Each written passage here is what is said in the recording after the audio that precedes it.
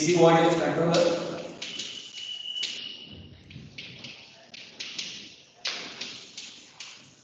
This start the method of integral cycle control. Integral cycle control. Circuit diagram is same, single phase two-way DC voltage controller. As we have told in the last lecture, two thyristors connected in anti-parallel fashion. Take the resistive load. Provide 50 watts AC supply. For this thyristor T1, this T2, to measure the voltage across the load. For V0, load current I0, supply current is IS, supply voltage is VS. So, why we use the integral cycle control, or what is the integral cycle control technique? So, in this method, for some number of input cycles, some number of integer number of input cycles, we turn on T1 and T2 at zero crossing instant of supply voltage, so that we get the full cycle of supply at the output side. And for some another number of integral cycles, we turn off this T1 and T2 by removing the gate pulse, so that we get the zero voltage. Let's explain by this waveform here, so you can understand it. So first we draw the waveform of source voltage Vs.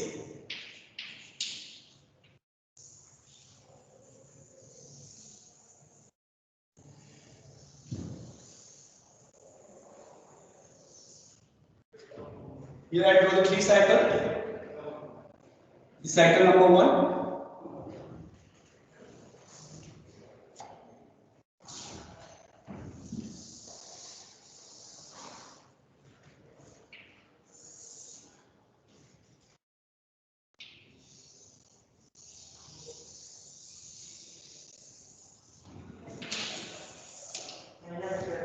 Here I draw the 4 cycle. Cycle number 1, 2, 3 and 4. So out of this 4 cycle of supply, I want to turn off this T1 and T2 for 3 cycle and turn off this T1 and T2 for remaining 1 cycle. Okay. So that my average output voltage at the load side is less than the supply voltage. So what I do here, I provide the gate pulse to T1 during the zero crossing instant of positive half cycle. So as you know that this is the positive half cycle here. Start here. This is the positive cycle. So at the positive cycle, zero crossing instant, I apply the gate pulse to the thyristor number T1. This. So that at the load side, I get this full half cycle. Let's draw the waveform of V0, output voltage. Voltage across the load. This one. Clear?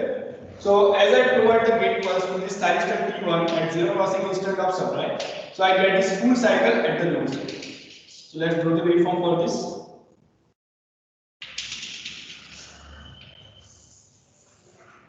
Same way here at the zero crossing instant of negative half cycle, I provide the gate pulse to thyristor number T2.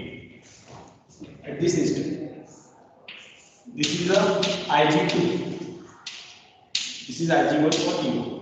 So when I apply the gate pulse to thyristor T2, what will happen? Full negative cycle of supply come into the load side. So same is the supply waveform I get across the load side like this. So same I will continue up to the 3 cycle. Okay. So same as the supply voltage I get across the load side.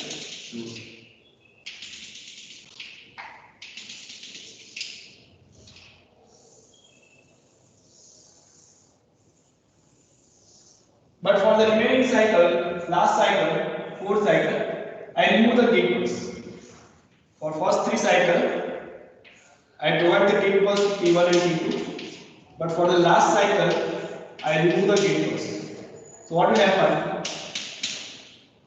I get the zero output voltage. So you can see that average output voltage at the load side is lower than the supply voltage. It is lower than this waveform.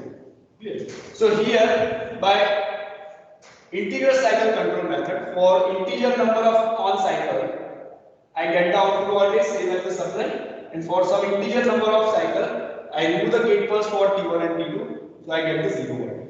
So what is the advantage of this method here?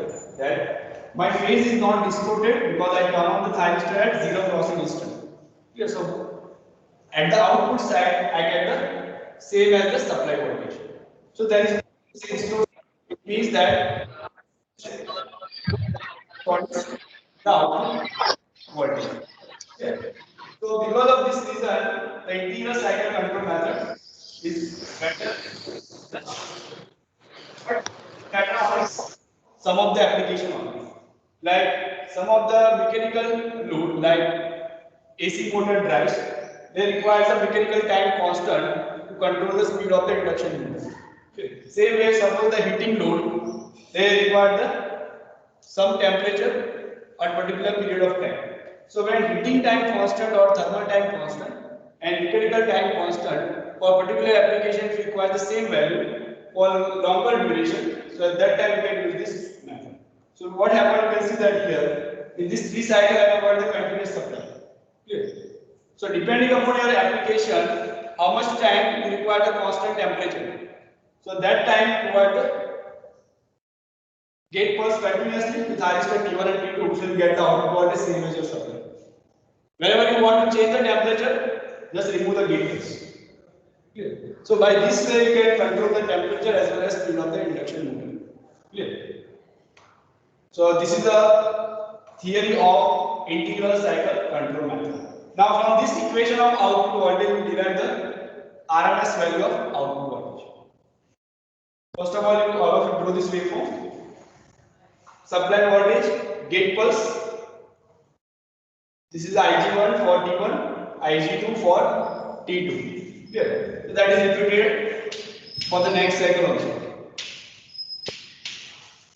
And last cycle, remove the gate pulse. If there is no gate pulse, so thyristor T1 and T2 in off condition. So you get the 0 voltage. Now next we find out the RMS value of this complete cycle. So if you see that here in the integral cycle control method, the one cycle period is what? For this case, one cycle period is 4 cycles. 3 cycle on and 1 cycle off. Yeah, so this is the period of output voltage in integral cycle control. So when we derive the equation of RMS output voltage, as you know that we take the base of period. So in that period we take the period of 4 cycles. 4 into 2 pi. Clear? So let's derive the equation for RMS value of output voltage.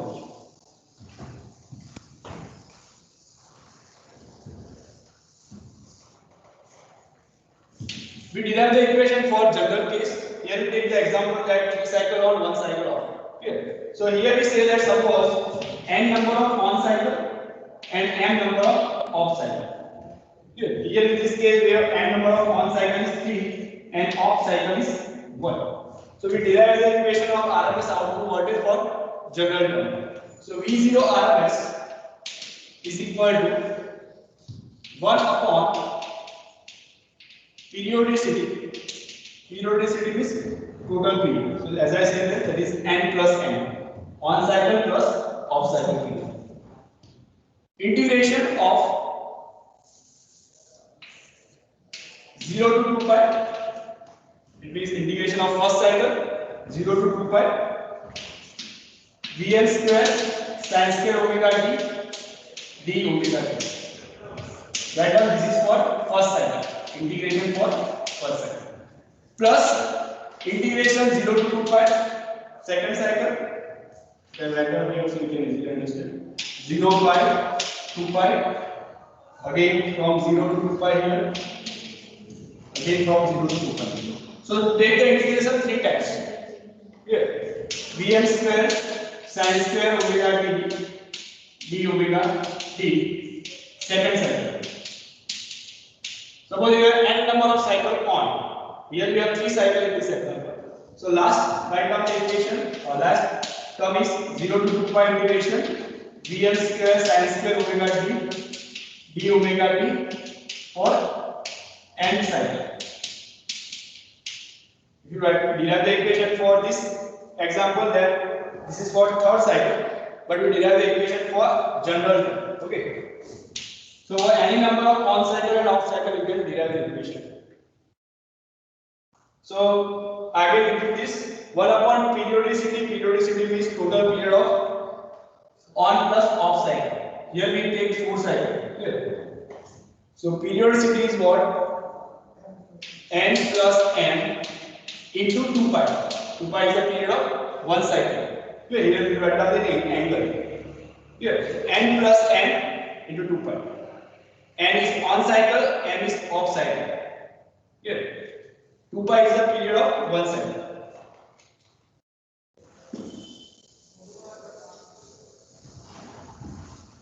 So let's just simplify this equation. So as you see that here, how many times we take integration? N times. N number of cycle on, so we take integration on times. So if you simplify this term, n times n plus m into 2 pi, take integration only one time because we multiply n times. Clear? 0 to 2 pi, same Vm square sin square omega t d omega t. Here raised to 1 by 2. Raised to 1 by 2. So Vm square is constant. Sin square omega t convert 1 minus cos 2 omega t divided by 2 and simplify that after it.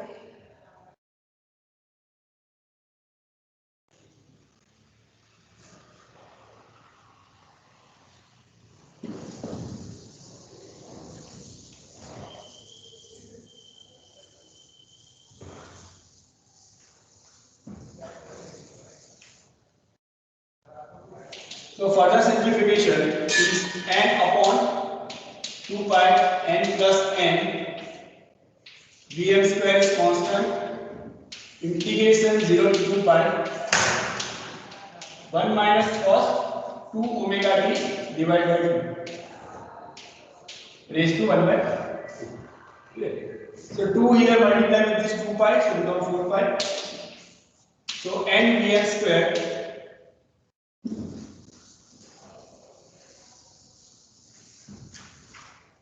divided by 4 pi n plus n integration 0 to 2 pi 1 minus cos 2 omega t raised to 1 by 2. Clear? Now take the integration of this 1 minus cos 2 omega t with respect to d omega t. N Vm square divided by 4 pi n plus n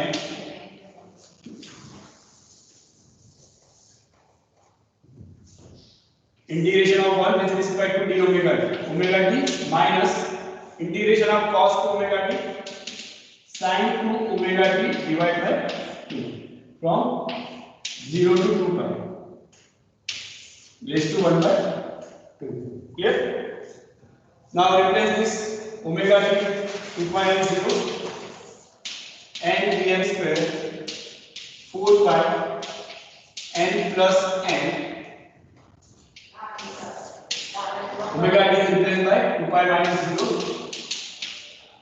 minus sin 2 into 2 pi sin 4 pi divided by 2 minus sin 2 0 sin 0 is 0 as you know that. So this term is cancelled out. Sin 4 pi is also 0. Okay. So this term becomes 0. Sin term is becomes 0. So finally you get the expression of average RMS output voltage.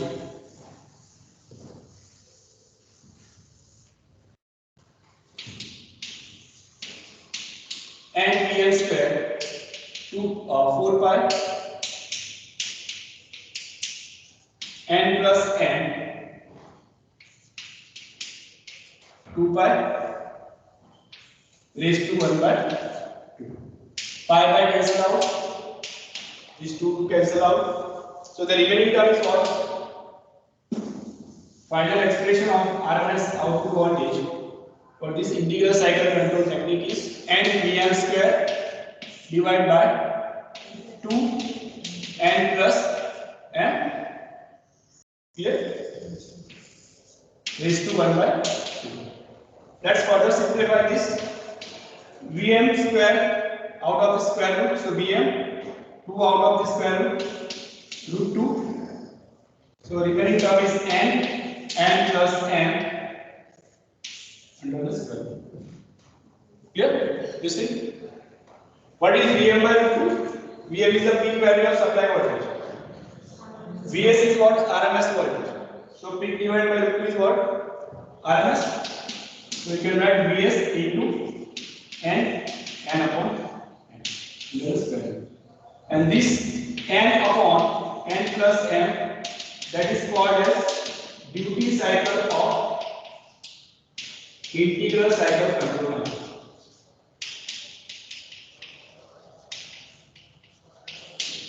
This n upon n plus m, that is called as a duty cycle of integral cycle control. As you increase the number of on cycle, this duty cycle will increase. So you get the more output voltage. So depending upon your application, depending upon your load requirement, you can choose the number of on cycle and off cycle. Okay. So this is the final equation of average RMS output voltage. Write down output.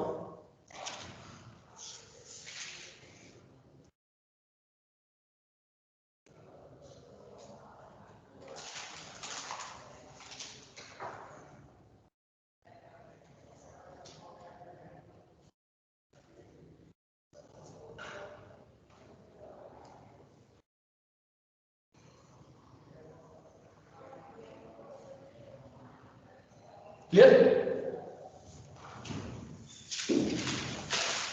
Now, this is a V0R, okay? RMS output voltage. Now, what is I0R? RMS current. V0R divided by R. If it is a resistive, otherwise you can take impedance. It is the R mode or RMS. Okay. Now, what is the power delivered to the load? What is P0 here? Power delivered to this resistive load. P0 is what? V0 whole square divided by R. What is V0R? That is your derived equation. Vs square divided by R into n upon n plus n. So this duty cycle is called as A. This ratio n upon n plus n, that we call as a duty cycle. So replace here n upon n plus n by k. So Vs square into k divided by, this is the power delivered to the load. Yeah, so if you know the supply voltage, duty cycle ratio or resistance, you can find out the power delivered to this. Okay.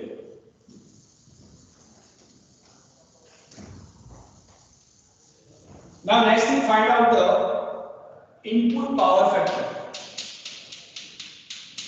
So as you see in the last lecture, we find out the input power factor of phase angle control method.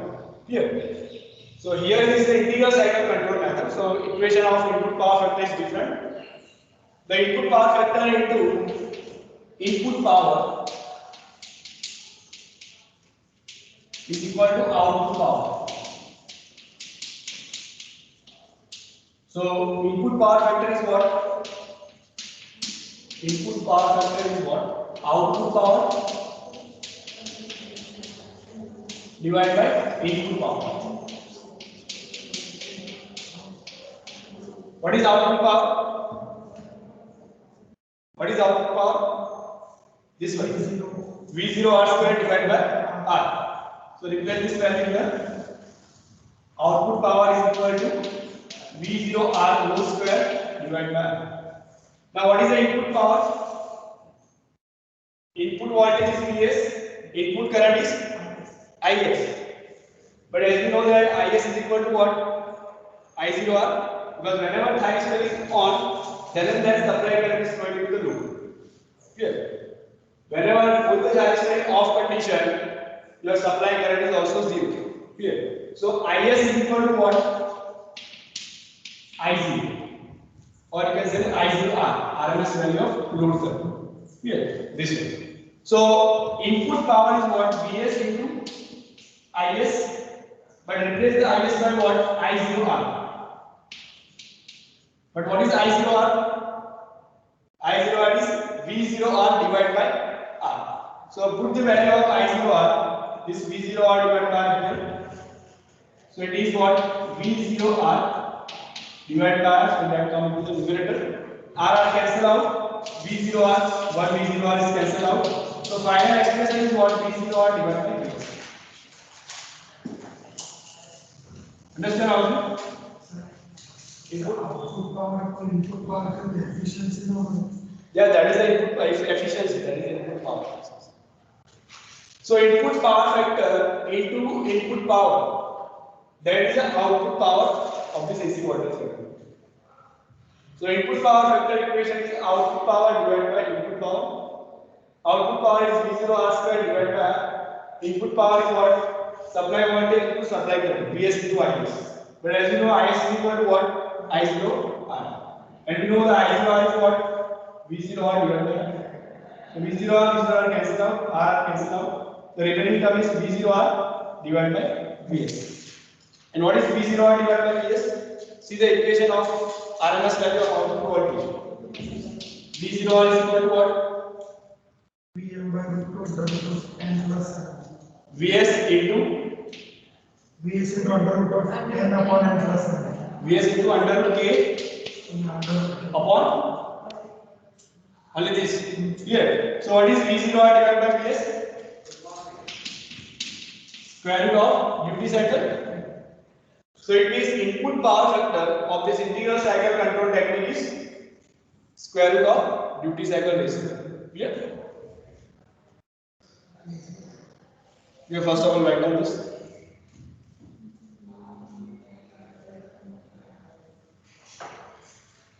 Understand this? Yes, sir. Now next thing is find out the average value of thyristor current.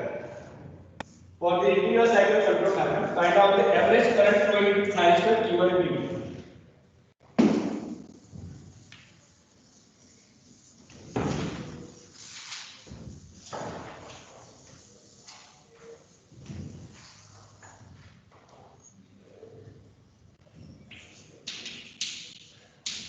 Average current of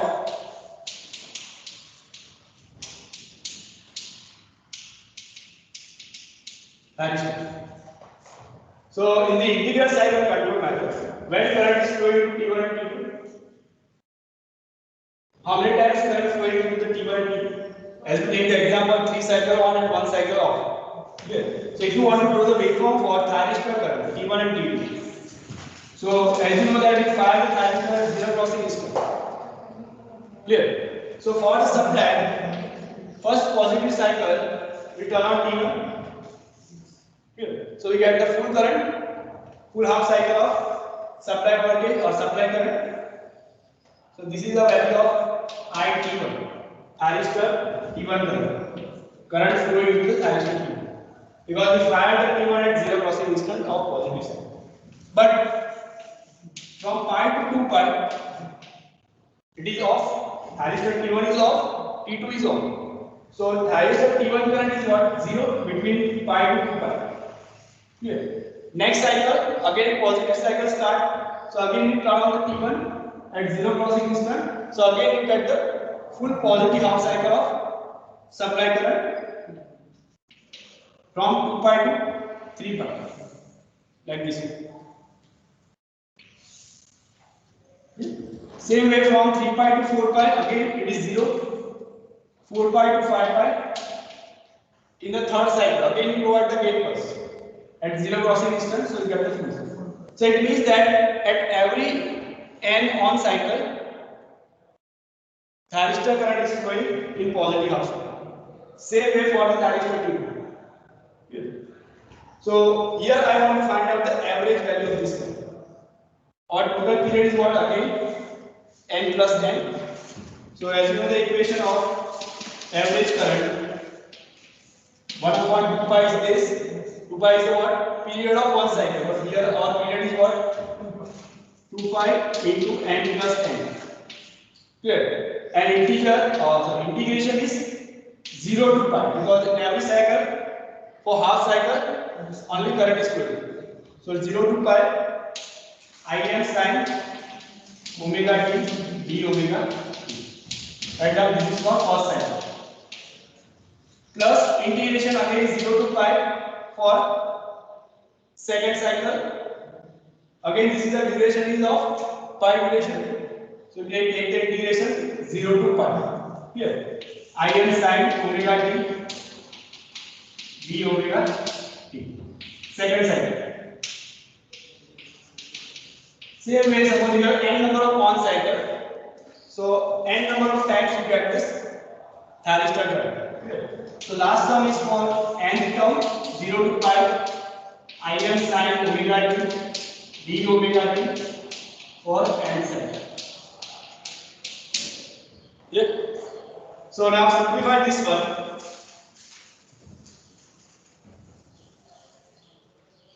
This n times we take integration from 0 to pi. Sorry, 0 to pi. So multiply with the n times in this term. N divided by 2 pi n plus n, and take the integration only one time. 0 to pi Im sin omega t d omega t. Clear? Now simplify this. Im constant, sin omega t integration is minus cos omega t. So finally we get this n upon 2 pi n plus n. Im is constant. Integration of sin minus cos omega t from 0 to pi. And Im 2 pi n plus n minus cos pi minus plus cos 0. Cos pi is minus 1 minus plus, so it is 1. Cos 0 is also 1, so it is 2. So n Im divided by 2 pi n plus n, this is 2. This 2 to cancel out. So finally expression is n Im n plus n into pi. Again n upon n plus n is what? Duty cycle k. So it is Im divided by pi into t. Okay. So this is the average current of thyristor. Same for T2 also. Same equation you can get.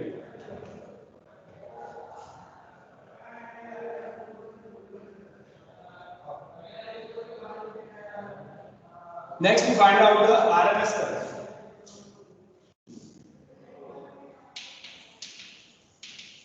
RMS current of thyristor. Same periodicity is this one, n upon 2 pi n plus n. Just take the square of this current. Im square sin square omega t d omega t raised to 1 by 2. Clear? All of you write this? Clear? Is there any doubt?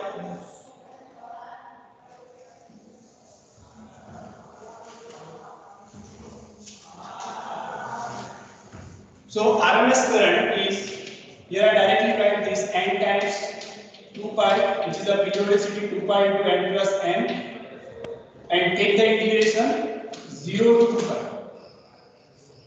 It is 0 to 2 pi. Sorry, 0 to pi, because you get the current only half cycle. 0 to pi Im square sin square omega t d omega t raised to 1 pi. So simplify this and finally give me the answer. RMS current. Convert sin square omega t into 1 minus cos 2 omega t divided by 2, and then after take the integration.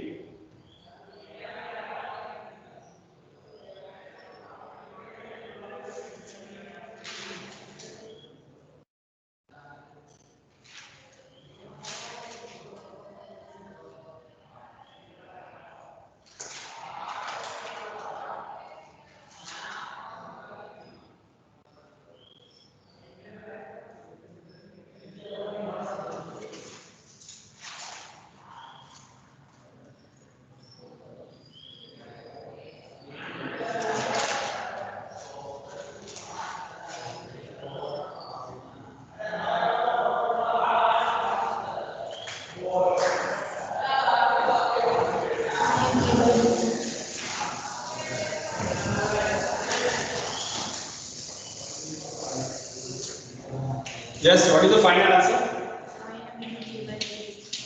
Im by 2 square root of n upon n plus n root 2. No, it is not root 2. Let's there is equation. N upon 2 pi n plus n Im square integration 0 to pi 1 minus cos 2 omega t divided by 2. You are not multiplying this thing. Raised to 1 by 2. These two multiply here without 4 pi n Im square 4 pi n plus n integration of 1 with respect to d omega t. So it is pi minus 0. Pi minus 0 because we already take 2 here multiply 2 pi.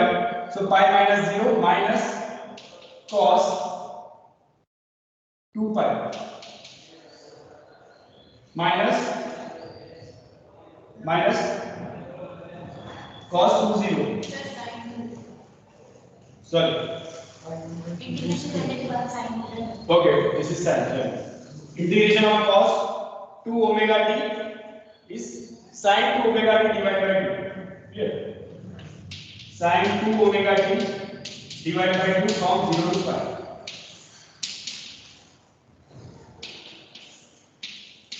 N Im square divided by 4 pi n plus n pi minus 0 minus sin 2 pi divided by 2 minus sin 0. Clear?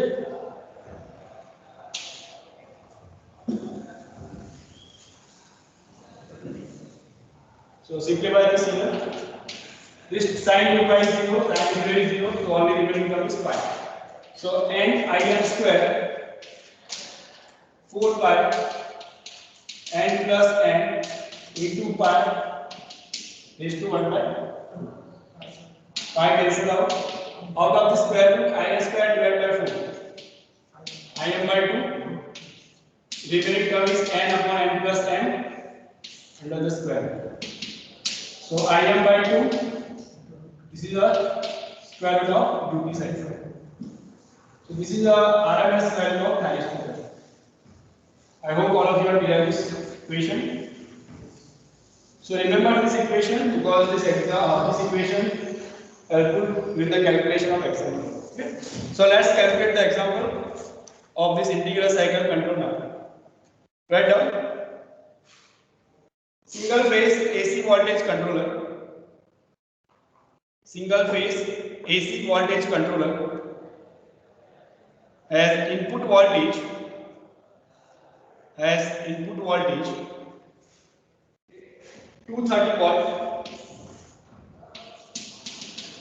230 volt 50 hertz.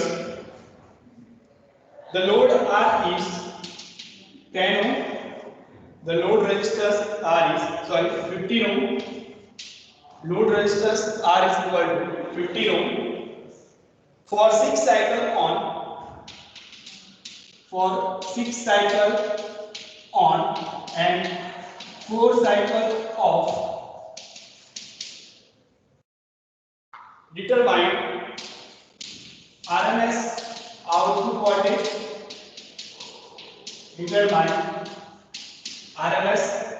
voltage. Second, input power factor. Third is average and RMS thyristor current. Average and RMS thyristor current. So as we already derived the equation of all these three quantities here in the theory, RMS output voltage, input power factor, average and RMS thyristor current. So this data is given supply voltage and resistor. And number of on cycle is given, off cycle is given. On cycle is n is equal to 6. That is given on cycle. N is equal to 4. Off cycle. That is given. So from that we can find out this duty cycle of this AC voltage controller. So one by one derive the equation, derive the value of first RMS output voltage.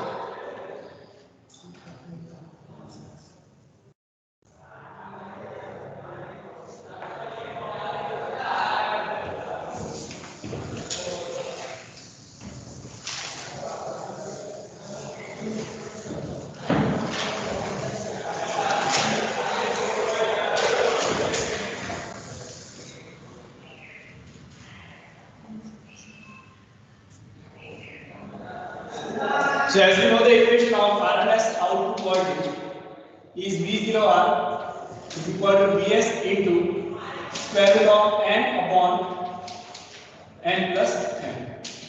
So supply voltage is already given 230 volt, n is given 6, n is given 4. So it is very easy to calculate RMS output voltage. What is the answer? 178. Yes. 16 watt. Then input power factor.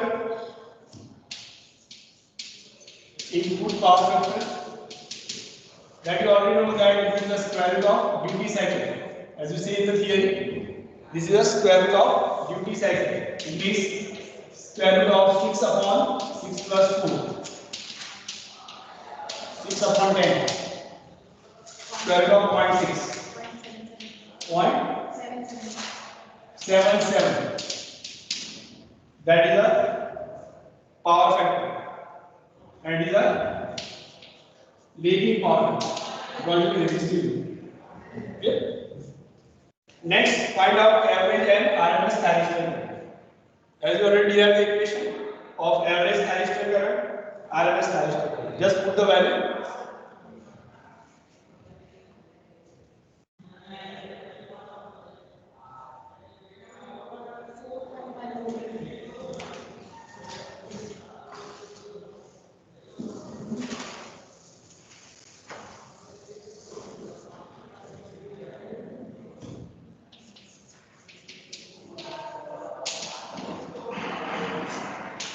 So average thyristor current is what? IL by pi into K. Okay, we derive this equation already. So IL is what? IL is the peak current. So peak current is equal to what? Peak voltage divided by resistance. Vm by R into pi into K. So Vm is what? Root 2 into RMS value of supply voltage. Divided by R into pi.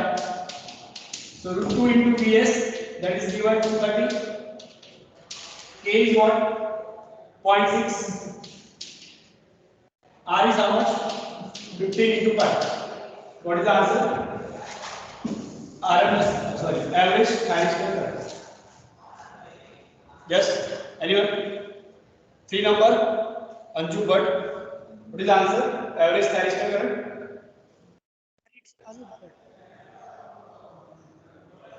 Number 3? 4.14. 4.14, yes. 4.14 ampere. Yes. Next, find out RMS thyristor current. Next number 5. Dev Chauhan. What is the RMS current of thyristor? 8.398. Sorry? 8.398 here. Yes, very good. 8.39. What is the equation of RMS thyristor current? What is the equation?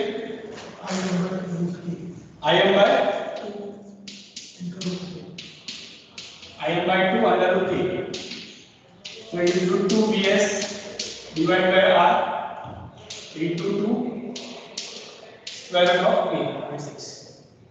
So answer is 8.39 ampere. RMS value of thyristor current.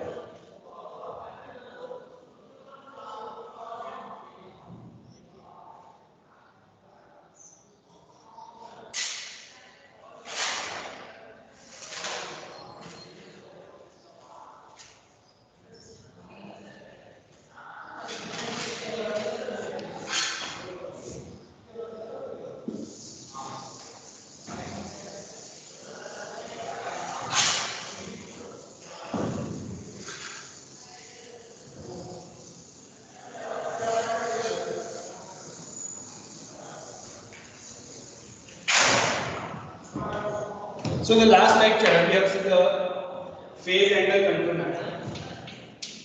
Now we understand this in detail with different loads.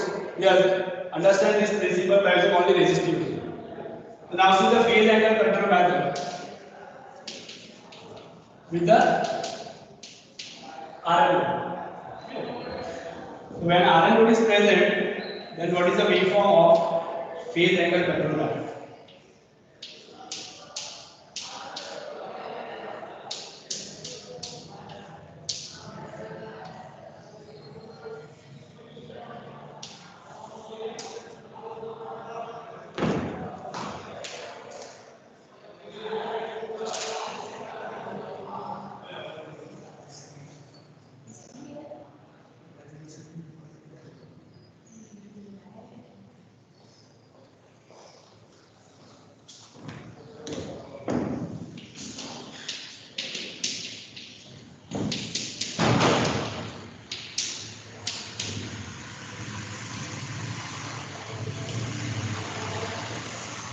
So first we draw the supply waveform Vs.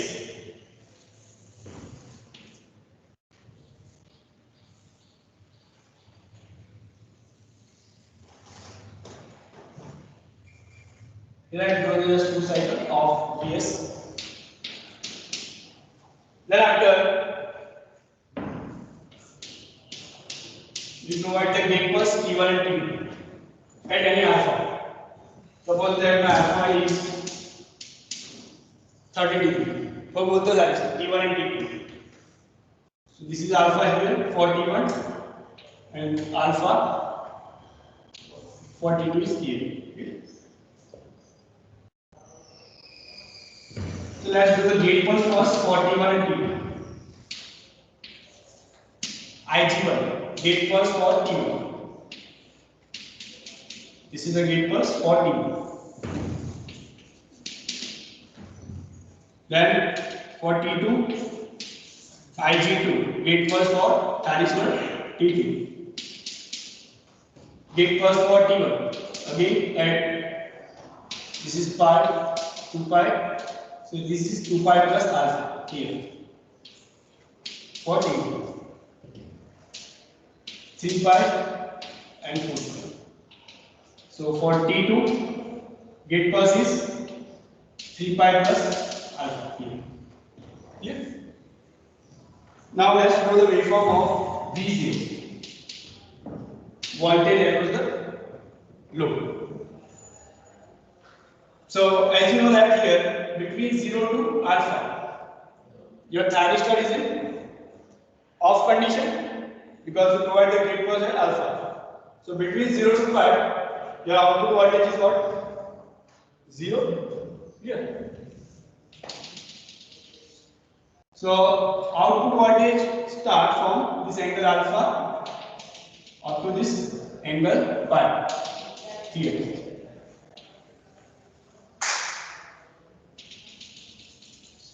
Clear? This one. Now, as you can see that this is the inductive load, RL load. So what will happen when current is flowing from supply from T1 into this inductive load? This inductor stores the energy. Clear? The property of inductor is what? Store the energy. So in this cycle from alpha to pi, this inductor of load stores the energy. But after this pi, what will happen? T1 will close. It will close. No, it is not closed. Why? Because the load is inductive. So what is the property or characteristic of inductor? That try to oppose the change in the direction of current. So what is the direction of current when it is on between alpha to pi? Clockwise direction. Here. So as you know, the property of inductor is what? Oppose the change in the direction of current or oppose the rate of change of current. Here. So after this pi is cut, the current flowing into the load will not suddenly change. Here. So what will happen? Whatever the energy stored in the inductor, that dissipate again through this thyristor T1 and current flowing still in the clockwise direction. Okay. So initially it is charged with this polarity clockwise. After pi, reverse this polarity and whatever energy stored in inductor, that discharge decreases and current flow into the same direction after the pi. So what will happen after the pi? Also, your T1 is still conducting. It will not off. Clear? So when T1 is conducting, so what is output voltage now? Still your T2 is in off condition because T2 is on at pi plus alpha here. Clear? So what will happen between pi to pi plus alpha? What is the output voltage? Same as the supply voltage. So what is the supply voltage here between pi to pi plus alpha? Negative. Clear? So between pi to pi plus alpha, what will happen? Your output voltage becomes negative. But the duration your output voltage is negative, that is depend upon the value of inductor. If the inductor value is small, so that if inductor fully discharged before this pi plus alpha, so that negative voltage will remain up to just before pi plus alpha, and before pi plus alpha it becomes 0 when inductor releases all the energy. Clear? If the value of inductor is large, then it reaches up to this pi plus alpha. Clear? But suppose if the value of inductor is small and it will discharge before the conduction of next thyristor T2, so before pi plus alpha your output voltage becomes 0. So you get only small spike of negative voltage because of this inductor. Clear? So I highlight this waveform so you can understand it. This is the output voltage because of conduction of T1. Now, what is happening from this angle to pi plus alpha? Both the thyristor in off condition. Here, all the energy released from the inductor, so current from the T1 is 0. Still T2 is in off condition, both the thyristor is off, so output voltage is 0. So in this duration, your load voltage is 0. And pi plus alpha here, you fire the thyristor T2, current flowing into anti-clockwise direction, supply voltage is negative, so output voltage is also negative. Here. So from this pi plus alpha angle up to this 2 pi, your output voltage is same as the supply. Again the process is repeated. Same here, negative cycle. Your inductor charge with this polarity. Clear? But when it reaches at 2 pi, what will happen? Again, because of property of inductor, it will not change the direction suddenly. So it changes polarity, plus here, minus here, and discharge its energy through this T2. It means after the 2 pi again, your T2 will remain conduction. Clear? And as you know that here at 2 pi plus alpha, you fire again this T1. Here. So here we assume that the value of inductor is not so high, so that before the firing of next thyristor, the whole energy is dissipated. Here. So assume that after 2 pi, you get this positive voltage because of conduction of T2, and becomes 0 just before 2 pi plus alpha. And 2 pi, so this angle to 2 pi plus alpha, both the thyristors is off. So again voltage is 0. And 2 pi plus alpha again you provide the gate pulse to thyristor T1. So you get the supply voltage across the load side from this angle up to this 3 pi. Same process repeated again. Here.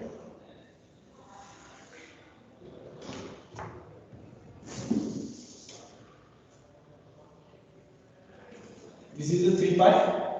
And this is the angle 3 pi plus alpha. Clear? So you get the output voltage negative and becomes 0 just before 3 pi plus alpha. So for this short duration it is remains 0. Again here T2 will fire, so you get the negative up to this 4. So this process is repeated continuously. Yeah. So alpha to this angle, there is a conduction of T1. From this angle to this angle, output voltage because of conduction of T2. From this angle to this conduction of T1 from this angle. Here again it become positive, like previously. Because I am not doing the next cycle, so I just show here. This is the only T2. Yeah. So this process is repeated continuously for the next cycle. So here you get the negative voltage because of the property of this loading. Is there a doubt, anyone? Waveform for RMO. So here I have space to draw the waveform of load current. Here. So in the next lecture, we draw the waveform of load current with this waveform. So you can understand that your waveform of load current from the thyristor T1 that is continuous from alpha to this angle. Because current is flowing from the T1 up to this point. Then after for small duration it is 0. Then after again T2 start conduction, but current is negative. Here. Okay, let's try to do the waveform here. I remove the grid first waveform. So if I do the waveform here for load current, as you can see, the start from here load current alpha, and this end here just before 2 pi plus up to this conduction area.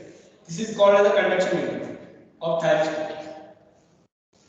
So up to this angle, this current is increasing 0 to pi here because inductor is stored the energy. After the pi, what will happen? Inductor discharge. So current magnitude reduces and becomes 0, like this, just before pi plus alpha. Again, pi plus alpha, T2 will fire, so current is become negative up to 2 pi, and at some angle when voltage 0, current is also 0 because all the energy discharged from the inductor 0, so voltage 0, current 0. So this is T1 current, T2 current. So combination of this T1 and T2 current, that is what nothing but load current. Yeah. Same waveform is repeated for the next period. Yeah. Here again 2 pi plus alpha, the T1 start again conduction. So from this angle to 3 pi, current is increases, and some angle becomes 0 discharge. And 3 pi plus alpha, which is angle remains 0, and then negative current starts up to this. Okay. So this is the waveform of load current.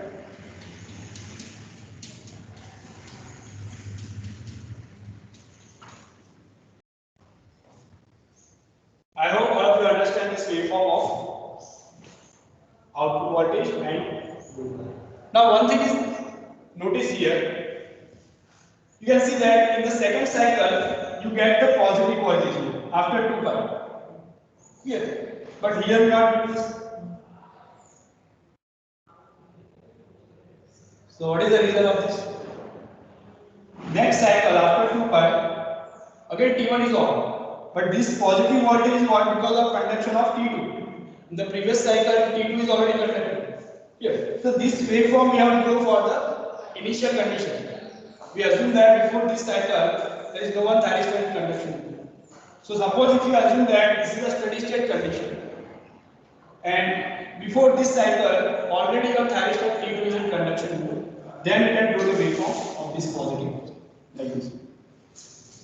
So when you see in the book, the waveform is given like this, because in all the waveform are given based on steady state condition. Okay. But if you draw the based on initial condition, then voltage is 0 between 0 to alpha. Okay. In steady state condition, you get this positive. So this positive voltage because of what? Conduction of T2. It is conducting in previous cycle. Yeah. So here I stop this lecture for this phase angle control techniques for RMA. Yeah. The next lecture we calculate with some of the examples related to this. So if you have any doubt, in this lecture, you can ask. Otherwise, you can stop this lecture. Is that all? Okay.